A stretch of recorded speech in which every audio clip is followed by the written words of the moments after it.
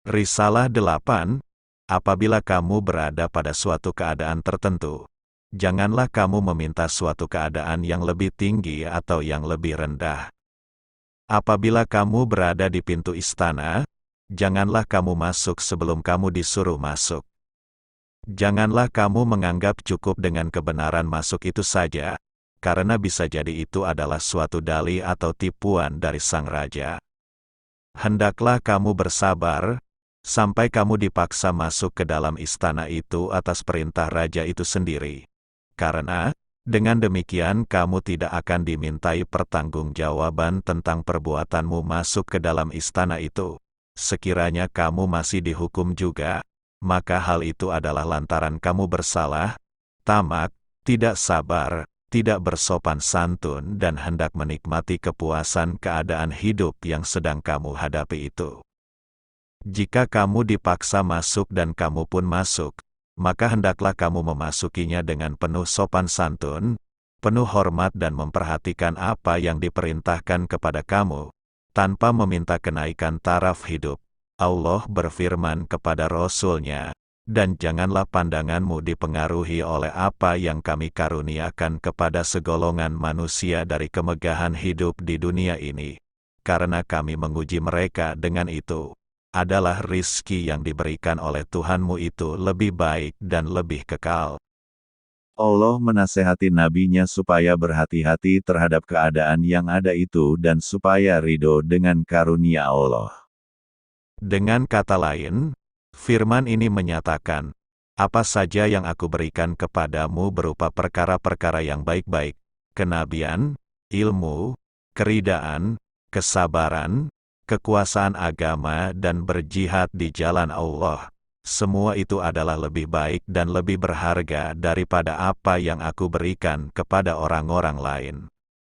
Kebaikan itu terletak pada menjaga keadaan yang telah ada, merasa puas dengannya dan menjauhkan segala keinginan kepada yang lain, karena perkara-perkara itu telah dikhususkan untuk kamu, atau untuk orang lain atau bukan untuk siapa-siapa, tetapi oleh Allah telah dijadikan sebagai suatu ujian.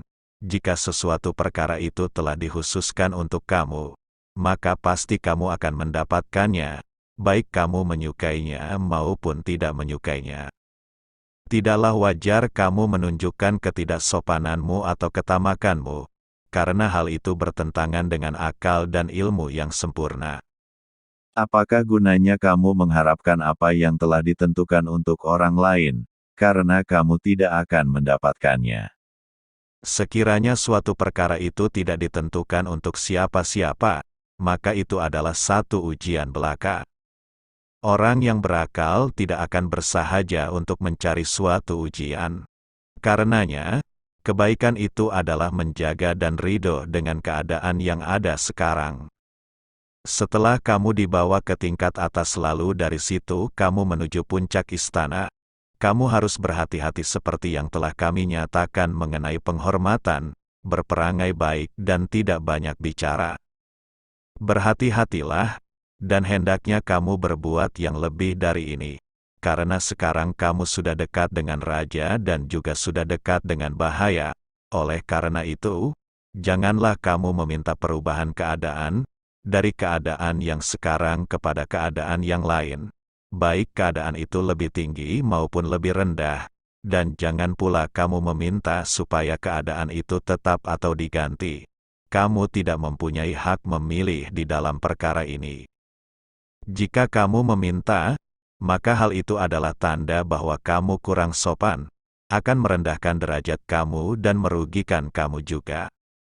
Karenanya, teruslah berbuat sebagaimana yang kami tunjukkan, sehingga kamu dinaikkan ke suatu tingkatan dan ditetapkan di dalam tingkatan itu. Maka ketika itu kamu akan mengetahui bahwa semua itu adalah karunia Allah yang menunjukkan tanda-tanda kebesarannya. Tetaplah kamu berada pada tempat itu dan janganlah berubah-ubah lagi. Ahwal, keadaan perubahan kerohanian, adalah milik aulia, wali Allah yang biasa, sedangkan makomah, perhatian kerohanian, adalah kepunyaan abdal, wali Allah yang derajatnya lebih tinggi. Risalah 9. perbuatan Allah itu ditampakkan kepada aulia dan abdal di dalam pandangan dan pengalaman kerohanian. Ini berada di luar jangkauan akal manusia dan keluar dari adat kebiasaan. Penampakan atau pemanifestasian ini ada dua jenis. Yang pertama dinamakan jalal, kebesaran dan keagungan, dan yang kedua dinamakan jamal, keindahan.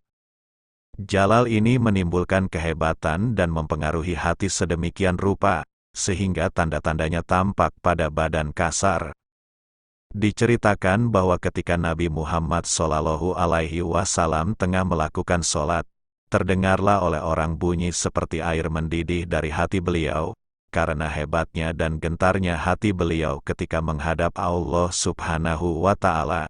Ini adalah suatu pengalaman yang beliau rasakan apabila Allah menunjukkan keagungan dan kebesarannya. Peristiwa seperti ini juga terjadi pada Nabi Ibrahim alaihi salam dan Khalifah Umar radhiyallahu anhu. Pengalaman yang akan dirasakan oleh seorang hamba apabila Allah memanifestasikan sifat jamalnya adalah hati si hamba itu akan merasa gembira, tenang, sentosa dan selamat. Ia akan mengucapkan kata-kata yang penuh kasih mesra, dan akan tampak tanda-tanda yang menggembirakan tentang karunia-karunia yang besar, kedudukan yang tinggi dan kedekatan kepadanya yang kepadanya lah segala perkara mereka itu akan kembali. Inilah karunia-karunia dan rahmat Allah yang diberikan kepada mereka di dunia ini. Hati mereka yang cinta kepadanya akan dipuaskan olehnya, sehingga mereka akan merasa senang. Allah mengasihi dan menyayangi mereka. Nabi pernah bersabda kepada Bilal, "Hai Bilal, hiburlah hati kami." Apa yang Nabi maksudkan adalah agar Bilal mengumandangkan azan, supaya Nabi memasuki salat dengan merasakan manifestasi sifat jamal Allah itu. Karena itu, Nabi bersabda, "Dan kesejukan mataku telah kurasakan di dalam salatku."